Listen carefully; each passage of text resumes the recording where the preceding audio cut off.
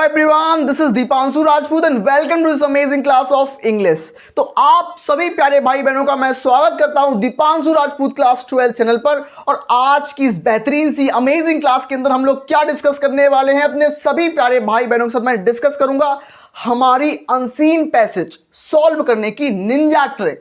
ऐसी ट्रिक आपको मैं बताऊंगा कि अगर आपको इंग्लिश में बिल्कुल जीरो हो, इंग्लिश आपको बिल्कुल समझ में ही नहीं आती, इंग्लिश आपको बिल्कुल समझ नहीं आती कि इंग्लिश की हिंदी कैसे करें, ट्रांसलेट कैसे करें हिंदी में, तो कोई बात नहीं। आज मैं वो जहर ट्रिक आपके साथ मैं बिल्कुल आपके साथ शेयर करूंगा जिससे आप 15 नंबर पक्के कर लो। अभी आज की जो क्लास है बहुत अमेजिंग क्लास होने वाली है। आज की क्लास में ऐसी ट्रिक बताऊंगा जिससे आप 15 नंबर आज की क्लास के अंदर ही आप पक्के कर लोगे। और आपको आज की क्लास में मैं बताऊंगा एक पैसेज के द्वारा, एग्जाम्पल के द्वारा बताऊंगा कि उस ट्रिक को अप्लाई कैसे करना है, उस ट्रिक को अप्लाई करना भी सिखाऊंगा, उस ट्रिक के बारे में ईच एंड एवरीथिंग मैं आज की क्लास में आपको बताऊंगा। तो एक रिक्वेस्ट करूंगा आप मैं अपने सभी भाई बहनों के साथ, अगर आपने चैनल पर नए आए हैं या चैनल को भी सब्सक्राइब नहीं किया तो एक बार सब्सक्राइब कर लो। और एक रिक्वेस्ट करूंगा कि अपने कम से कम 5 से 6 दोस्तों में एक बार शेयर जरूर कर देना, क्योंकि मैं अपने भाई बहनों के लिए दिन रात लगातार मेहनत कर रहा हूं और असली मजा तो अब आने वाला है। अक्टूबर, नवंबर, दिसंबर में तैयारी को उस लेवल पर पहुंचाऊंगा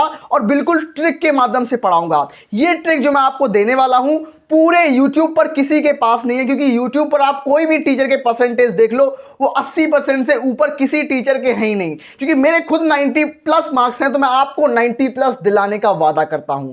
तो अब बढ़ता हूं मैं अपनी इस बेहतरीन शानदार ट्रिक के माध्यम से आपको सिखाऊंगा कि एक धमाकेदार ट्रिक के माध्यम से पैसेज को सॉल्व करना सीखो। पैसेज के पीछे मत भागो कि मुझे हिंदी करनी, हिंदी में ट्रांसलेट करो तब मैं कर पाऊंगा, ऐसा नहीं करना। पैसेज करने की जो ट्रिक है कोई भी टॉपर आपको नहीं बताता, हर टॉपर ट्रिक के माध्यम से सॉल्व करना है और वो ट्रिक आज मैं आपके साथ शेयर करने वाला हूं। तो शेयर मैं अपनी ट्रिक करूंगा, आप क्या काम है वीडियो को शेयर करना अपने दोस्तों के पास। आप तब तक अपने दोस्तों को शेयर कर दो और एक लाइक कर दो और मैं बढ़ता हूं अपनी ट्रिक को शेयर करने। हाँ मेरे प्यारे भाई बहन, अब मैं आपको बताऊंगा हमारे 5 पॉइंट्स जिनसे आप अनसीन पैसेज को बहुत आसान तरीके से सॉल्व कर पाएंगे। अगर आप इन 5 पॉइंट्स पर फोकस करेंगे तो आपका आंसर जो है वो 100% सही आएगा। इसमें मैं आपको क्या बता रहा हूं कि आपको पैसेज को सॉल्व करने के टाइम इन 5 बातों का बिल्कुल अटेंटिवली फोकस, इनको ध्यान में रखना है। पहला पॉइंट जो है हमारा है कि क्वेश्चन पढ़ने के बाद पैसेज को रीड करें।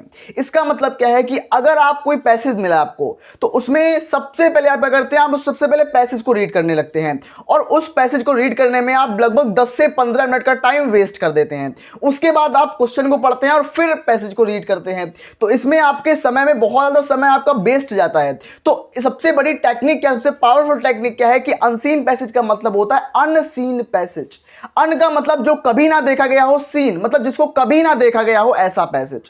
पूरे क्लास 12 के सिलेबस में ऐसा पैसेज आता है जो कभी भी नहीं देखा गया हो। और यह बात भी होती है कि अनसीन पैसेज कभी भी रिपीट नहीं होता है। अनसीन पैसेज कभी भी प्रीवियस ईयर क्वेश्चन से नहीं आता है, हर साल नया आता है, हमेशा नया आता है, हर साल नए क्वेश्चन आते हैं। तो यह भी बात है इसमें। तो आपको सबसे पहले फोकस करना है क्वेश्चंस पर। आप क्वेश्चंस क्या लिखे हैं, उसके बाद क्वेश्चन पढ़ के आप सीधे पैसेज नहीं सॉल्व करेंगे जाके, अब सीधे पैसेज में गए। अब आप सोच रहे हो भैया पैसेज तो पूरा इंग्लिश में दिया गया और इंग्लिश की हिंदी करनी हमें आती नहीं है, तो अब हम क्या करें।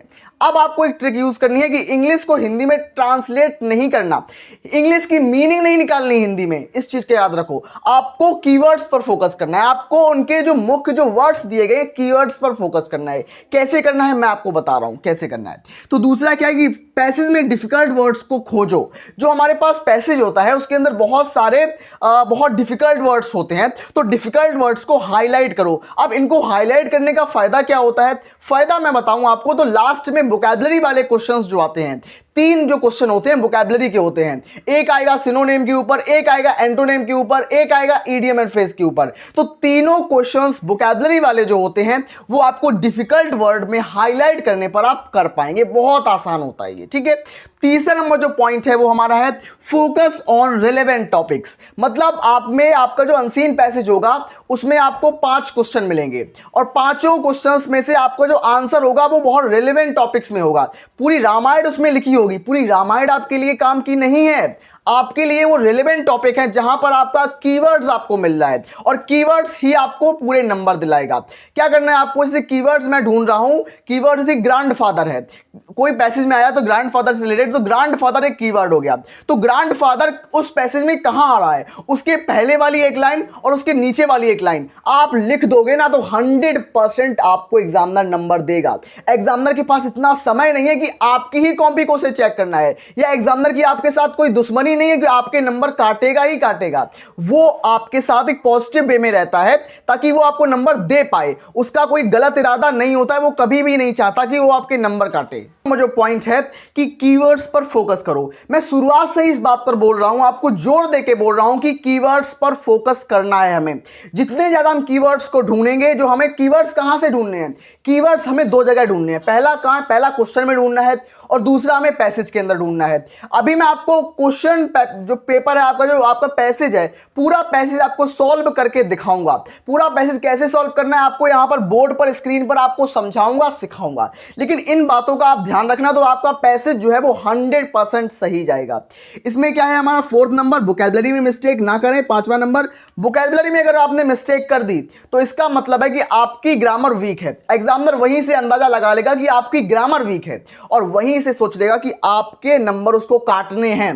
देखो, एग्जामिनर कभी भी नंबर काटना नहीं चाहता है। एग्जामिनर हमेशा पॉजिटिव वे में रहता है। एग्जामिनर खुद चाहता है आपके नंबर बढ़ाना, लेकिन उसको बस आप थोड़ा रास्ता दो ताकि वो आपके नंबर बढ़ा पाए। इसीलिए बोल रहा हूं कि आपका पहला जो 15 नंबर है, 15 में 15 बटोर लो। बस ये ट्रिक यूज कर लो, इन 4-5 पॉइंट्स को फॉलो करो, आपका जो आंसर है वो 100% सही आएगा। ऐसा नहीं करना कि आपको इंग्लिश दी गई है, आप इंग्लिश से आप हिंदी कर रहे हो, इंग्लिश से आप हिंदी कर रहे हो। बहुत से भाई बहन करते हैं कि वो इंग्लिश से हिंदी करते हैं, सबसे गलत तरीका है यार। आप इंग्लिश से हिंदी मत करो, वो हिंदी का पेपर नहीं है। उसमें आपको वोकैबुलरी या ट्रांसलेशन ऐसा हिंदी का नहीं करना, आपको केवल इंग्लिश में ही उसमें आंसर लिखना होता है। तो एक कीवर्ड्स ढूंढ के आसपास की जो थ्योरी, जो थीम्स हैं, टाइटल्स हैं, उनको लिख सकते हो आप लोग, आपको पूरे नंबर मिलेंगे, वादा करता हूं इस चीज का।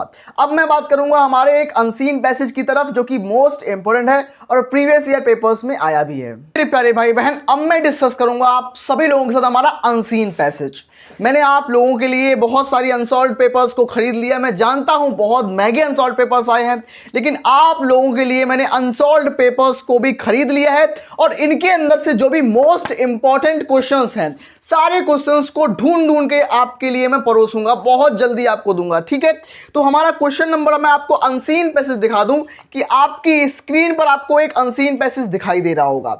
इसमें आपको क्या बोला जा रहा है कि रीडिंग, सेक्शन ए रीडिंग, और ये 2022 के सेट नंबर 4 में आया था। और आपकी जानकारी के लिए मैं बता दूं कि मेरा 2025 का जो पेपर है, इसमें भी यही अनसीन पैसेज आया था। 2025 में भी आया, 2022 में भी आया। तो ऐसा नहीं होता है कि अनसीन पैसेज रिपीट नहीं होते। मैं भी शॉक हो गया भाई देखकर कि अनसीन पैसेज डायरेक्ट रिपीट हुआ है। तो इस बार 2026 में भी रिपीट हो सकता है, इतना इंपॉर्टेंट है ये। तो इसको तैयार कर लेना आप लोग, इसको रट लेना, समझ लेना, एक शब्द को समझ लेना।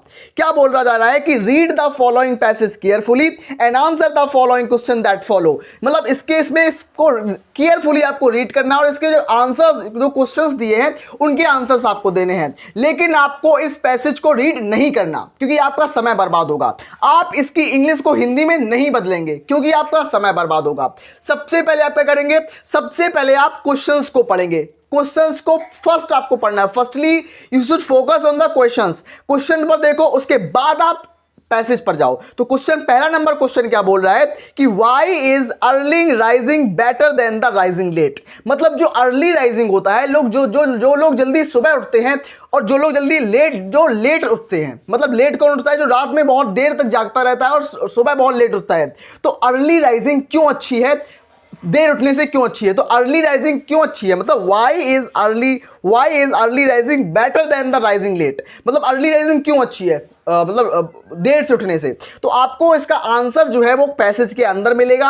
अब आपको आंसर कैसे ढूंढना है, अब क्वेश्चन है आंसर ढूंढना कैसे है, तो आपको कीवर्ड्स को पकड़ना है। अब कीवर्ड्स इसमें क्या है, तो कीवर्ड्स क्या है कि early rising better than rising late, ये आपका कीवर्ड हो गया और आपको इसको ढूंढना है। बहुत सिंपल तरीके से ढूंढोगे, आपको पहली लाइन में ही आपको आंसर मिल रहा है भाई कि early rising lead breeds health and happiness. जो अर्ली राइजिंग होती है वो आपका काम करती है, आपकी स्वास्थ्य को अच्छा रखती है, आपको हैप्पी बनाए रखती है। तो साफ साफ मिल गया कि अर्ली राइजिंग इसलिए इंपॉर्टेंट है हमारी हेल्थ के लिए, हमारी हैप्पीनेस के लिए। तो हमारा पहला नंबर, हमारी पहली लाइन में ही हमें आंसर मिल गया। तो इस तरीके से हमें क्वेश्चंस को रीड करना होता है, इस तरीके से हमें आंसर्स को निकालना होता है with the help of keywords.